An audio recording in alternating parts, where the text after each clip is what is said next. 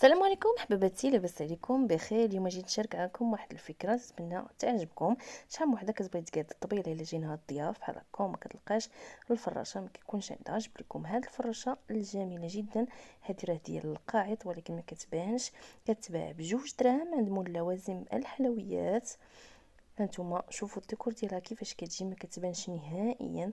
هي نورمالمون كنستعملوها في بلاطو دائري للحلويات، ولا كتحطوا عليها المملحات في الطبيصلات. شوفوا كيفاش كتجي زوينه بحال هكا، كتحطوها تتساليو وتجمعوها، تستعملوا فيها اي حجم بغيتوها نتوما. كنتمنى انها تعجبكم الفكره. تشريوها جوج دراهم، كيكونوا جوج مزادين فيها. ها هي، كنتمنى انكم تسكرينوها وتوريوها مول لوازم حلويات وغيعطيها لكم. الا عجبتكم الفكره تنتمنى تخليو ليا واحد القليب، بارطاجيو مع الاهل والاحباب، وشكرا لكم.